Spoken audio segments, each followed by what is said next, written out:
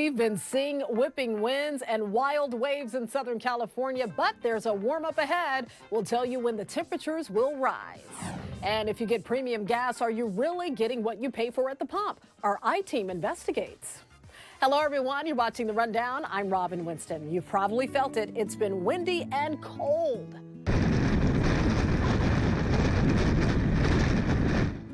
Listen to that wind. Look at those balloons. They're all over the place. You can hear it whipping around at the gas station in Torrance. This is one of several cities that were put under a wind advisory. And it's a good reminder to make sure you secure any outdoor loose objects.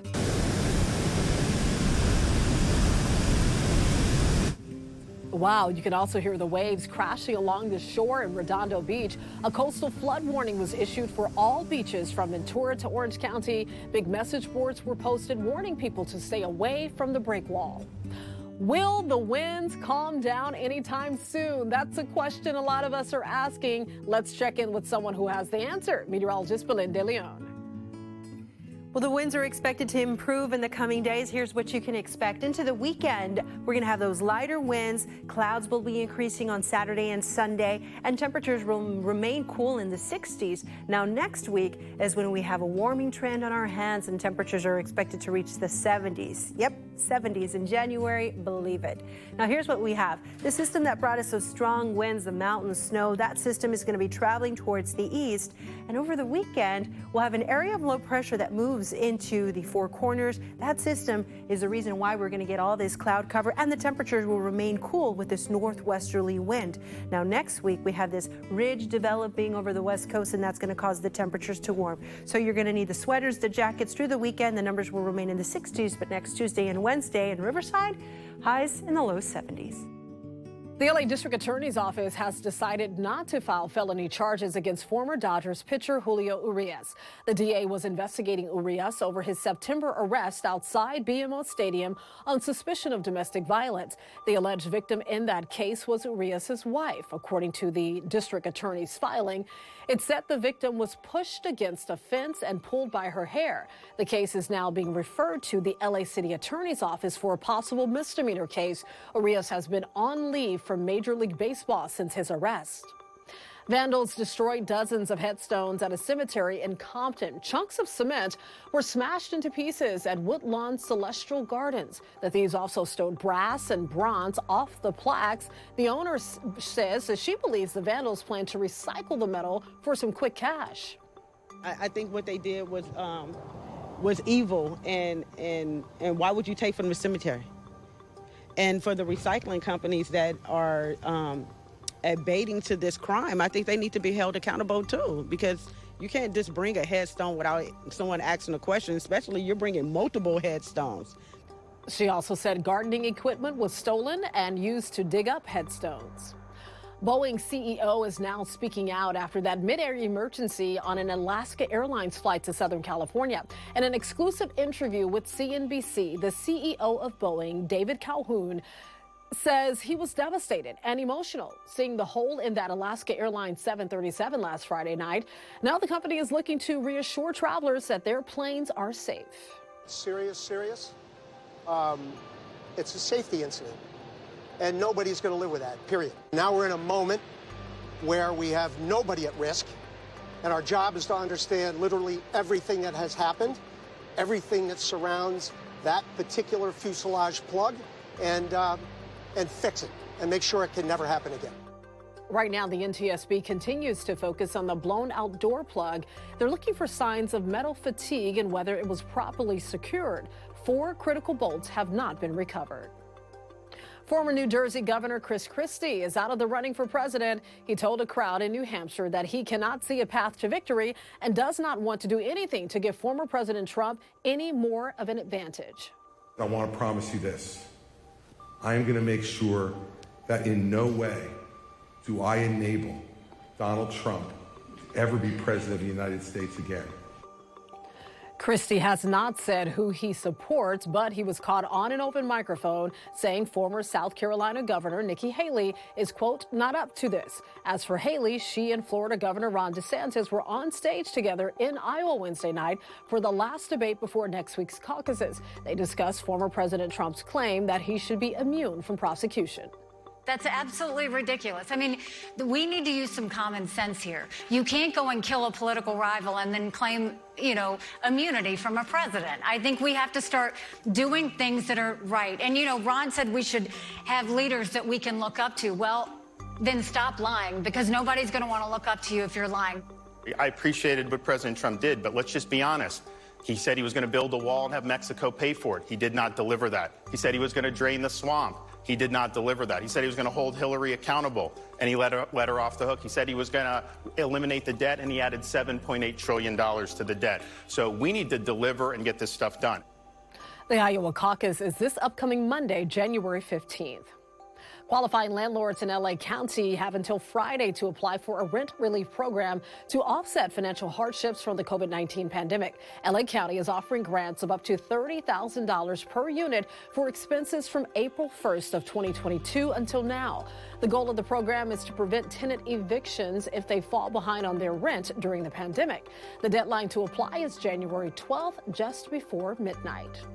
Okay, have you ever wondered if you're getting what you pay for at the gas pump, especially if you're spending more on premium fuel? One local man asked the I-Team to dig around, and what we found might surprise you. Here's NBC4's Carolyn Johnson. Jeff Sherrod of LA says he has a blast driving his high-performance BMW. It's the funnest car I've ever driven. It handles amazing. He takes good care of the car so he doesn't skimp on gas. He uses only premium grade. It's a cup of coffee. If I'm putting $60 in it, what's the big deal if I put $63 in it? But for the past year, Jeff says his car hasn't been running as well as it should. It's a very rough idle. It's like, and it just starts going back and forth. Jeff says he repeatedly took his car to a BMW shop, and the techs told him the problem was the fuel. The only thing that came up was that I was putting low-grade fuel in it, and I don't do that. Jeff told us he uses the same pump at the same station nearly every time he fills up. So the I-Team turned to the state. My team tests automotive products, including gasoline, diesel, and things like motor oil, transmission fluid. Megan McWayne is a scientist with the State Department of Food and Agriculture. It's her team's job to make sure drivers get the quality and quantity of gas they pay for at the pump.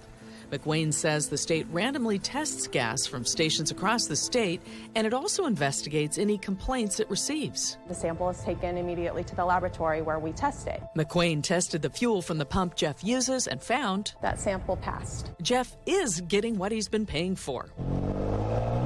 But that isn't always the case. Last fiscal year, the state received 139 complaints about gasoline, drivers saying they didn't receive the grade or quantity they paid for. The state found 23 violations. The year before, the state received 111 complaints and found 35 violations, a 31% failure rate. So far this fiscal year, the state has received 63 complaints and has issued 8 violations. People's vehicles are a significant investment in their lives that they make, and maintaining those vehicles and getting the most miles out of them is probably important to them. As for Jeff, he's stumped. Then we have to go talk to BMW. But at least he knows he's getting what he pays for. That was NBC4's Carolyn Johnson. The I-Team reached out to BMW for comment, but we did not get a response. If you ever have a concern about a gas pump, make sure you go to our website, NBCLA.com, and we'll show you where to file a complaint so the state can investigate. There are typically more complaints in the winter. The rain can seep into the underground tanks, diluting the gas. The American Red Cross is facing an emergency blood shortage across the country, so first responders in LA are kicking off a friendly competition to help out.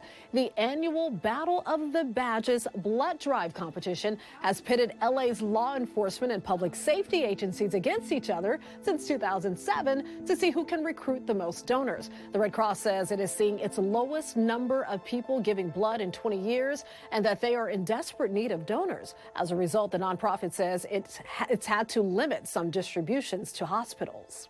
The California Science Center is getting closer to completing its mission of creating a giant 20-foot-tall space shuttle display. I'm so excited about this. Crews moved a large 65,000-pound orange tank Wednesday.